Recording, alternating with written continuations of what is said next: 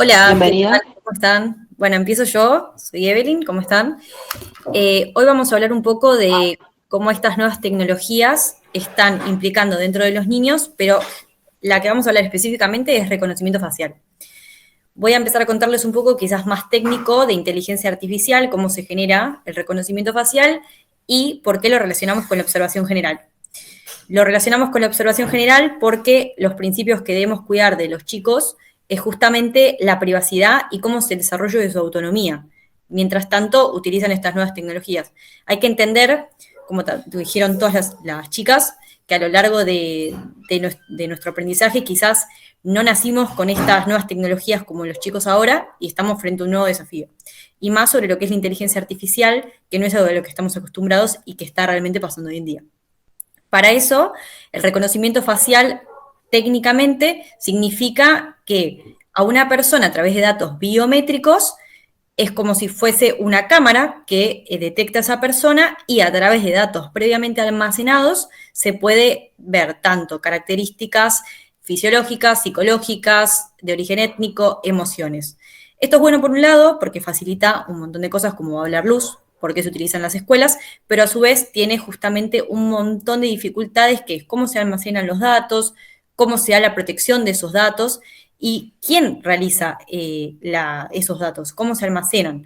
Así que, bueno, Luz, te cedo para que cuentes un poco cómo es en las escuelas particularmente.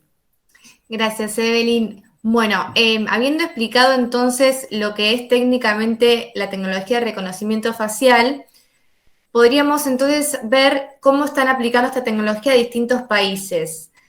Voy a poner de ejemplo 4 casos, que es el Reino Unido, por ejemplo, que en la pandemia justificó la aplicación de esta tecnología en las cafeterías de las escuelas para que los niños no entren en contacto con personal o con dinero de forma de evitar contagios, y entonces se aparecen frente a la cámara, les reconoce la cara y así pueden pedir la comida. Es como utilizar el rostro como una billetera, podríamos decir.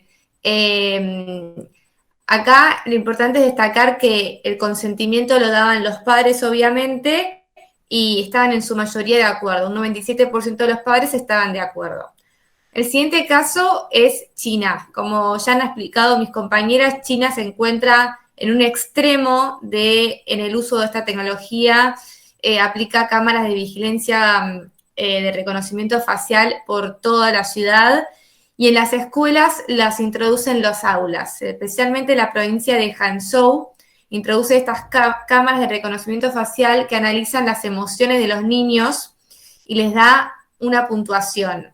Esta información va a la computadora de la profesora y además estas cámaras, el nivel de concentración general que hay en el aula y ofrece estos resultados en los pasillos de las aulas.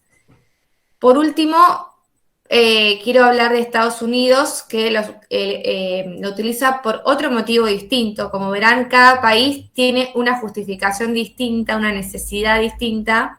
Estados Unidos lo utiliza en el ámbito de la seguridad de las aulas, en las escuelas, para prevenir que entre personas no autorizadas a las escuelas, como son ex estudiantes suspendidos, expulsados, padres con restricción de acceso a la escuela o, en fin, personas no autorizadas dentro de un contexto quizás de tiroteos o shootings, que es algo que preocupa mucho al país.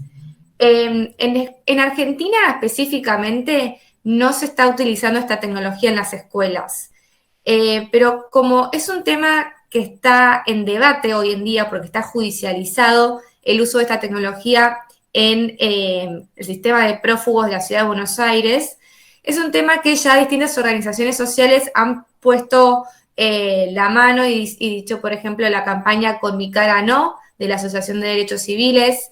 Es una tendencia mundial que genera como controversias el uso de esta tecnología. Entonces, utilizada en las escuelas, vemos como más palpable la afectación a los derechos, porque cuando se trata de niños uno lo ve más fácil quizás, ¿no? Y además porque nos genera una responsabilidad mayor, porque si no actuamos nosotros los adultos, difícilmente puede hacerse algo. Igual para mencionar, esta tecnología también se utiliza en Salta, en Tigre, en la provincia de Buenos Aires, y la Policía Federal. Si querés, Belu, pasamos a la siguiente filmina. Pero ¿qué nos preocupa específicamente? Acá lo que mayormente genera preocupación es la base de datos, porque esta base de datos va a contener información sensible, que son los datos biométricos. Los datos biométricos son datos que nos van a acompañar, que van a acompañar a los niños principalmente a lo largo de toda su vida. No es lo mismo que los datos de la tarjeta de crédito o el DNI, que si bien son datos importantes, uno los puede cambiar. Los datos biométricos no. Entonces, son datos que muy sensibles y que, como decía bien Carolina, merecen un tratamiento especial en la Ley de Protección de Datos que hoy en día no tenemos. El Reglamento de Protección de Datos Europeo lo tiene.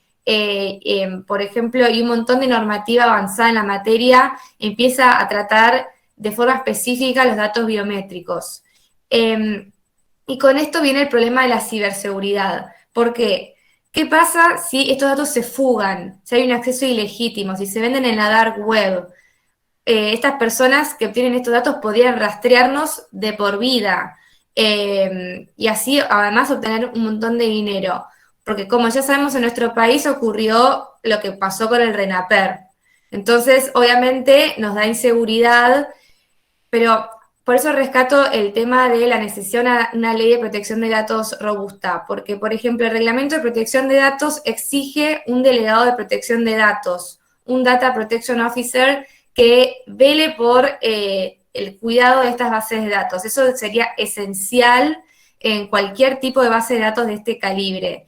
O, por ejemplo, lo que en el amparo que se interpuso con el tema del sistema de prófugos, es la necesidad de una evaluación de impacto. Porque la pregunta que cabe hacerse acá es, ¿justifica la aplicación de esta tecnología tan invasiva el objetivo que queremos alcanzar? Por ejemplo, en China, el rendimiento académico. Sí, probablemente haya un mayor rendimiento académico, pero ¿a qué costo, no?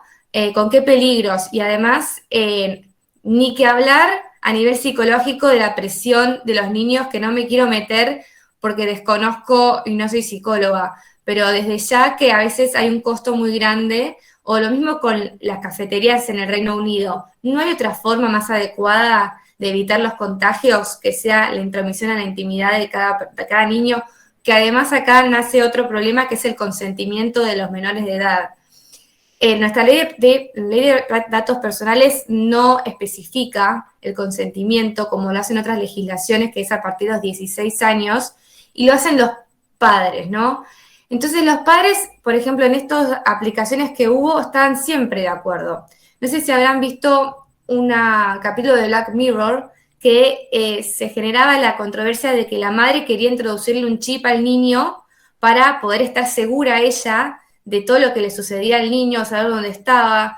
Después, bueno, eso le volvió en contra, pero a lo que voy es que si fuese por los padres, quizás, con tal de sentirse seguros, chochos de que estén vigilados. Entonces hay que tener cuidado hasta dónde los padres pueden decidir estas cosas y son conscientes de después las consecuencias que pueden tener a lo largo de toda su vida.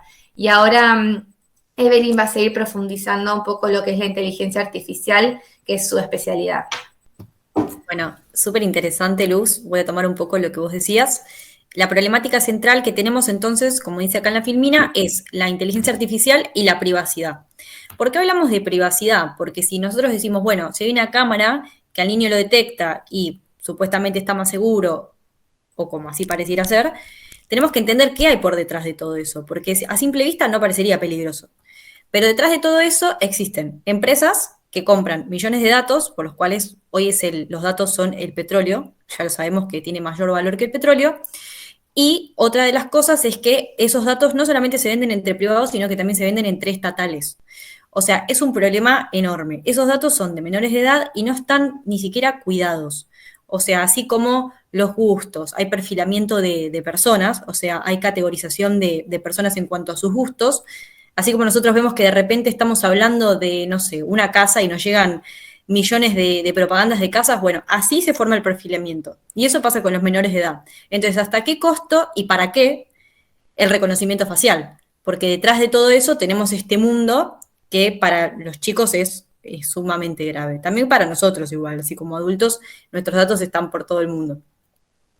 Bueno, ¿cuáles son los instrumentos que consagran a la protección de los niños? Bueno, la Declaración de los Derechos Humanos, obviamente, y además hay ciertas recomendaciones que hizo las Naciones Unidas respecto de esto.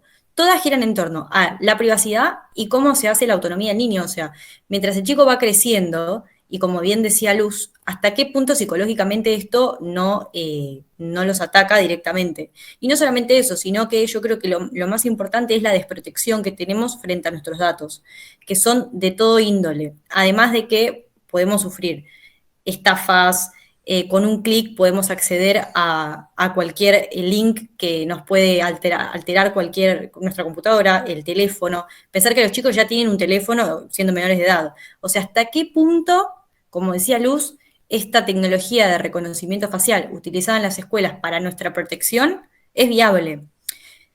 En muchos países ya se ha prohibido porque hay un caso que, bueno, no tiene que ver con los niños, pero que con Luz lo estuvimos trabajando. En Estados Unidos se detuvo a un hombre por sus razones de sus características de piel.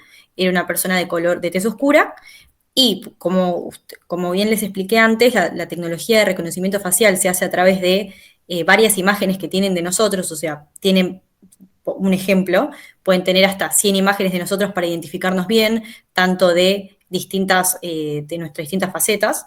Entonces, esta persona, a las personas de color, o sea, de tez oscura o de tez negra, no había la suficiente cantidad de imágenes para poder detectarlos bien. O sea que se los confundió con otra persona y esa persona un presunto prófugo. Y se lo detuvo y estuvo preso y todo lo que generó para esa persona. Entonces, esto pasa también con los chicos, o sea, no lo van a detener por eso, pero aplica indirectamente en un montón de sus funciones. Así como ni hablar de lo que hablaba Betina al principio, de todos los delitos informáticos que hay, de la pornografía infantil, de todos los datos que venden en la Deep Web, como decía Luz. O sea, es un fenómeno que también, tomando lo que decía Carolina, no se está tomando la seriedad. ¿Y por qué no se toma, como está pasando en todo el mundo, que se lo toma como un tema muy serio? ¿Qué pasa acá en Argentina que no se lo está tomando con la seriedad que tiene? Y aparte que está la Interpol, como nosotros sabemos, está metido en esto también, en lo que es la pornografía infantil, la venta de los datos. Entonces, me parece que el mundo del Internet es un mundo que nos queda muy grande todavía, que nos falta muchísimo, y sobre todo en lo que es la tecnología de reconocimiento facial y todo lo que tiene que ver con la inteligencia artificial, que cada vez va avanzando más. Entonces, me parece que es un mundo nuevo que tenemos que ponerle mucha ficha. No hay nada muy regulado, pero habría que trabajar la regulación tanto a nivel mundial, si bien existen recomendaciones, hay reglamentos, me parece que hay que meterle mucho foco a esto, que es lo que actualmente estamos viviendo. Así que bueno, esa es mi conclusión.